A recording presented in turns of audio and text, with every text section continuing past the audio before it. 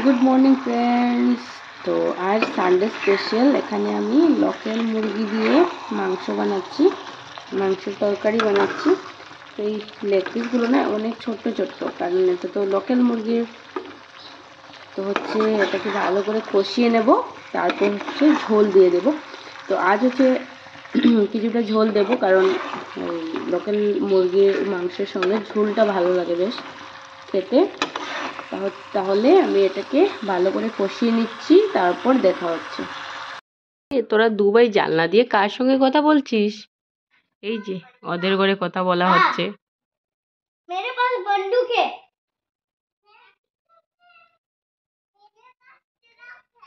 क्या क्या क्या क्या ट्रक ट्रक ओ और मेरे घर में बंदूक है।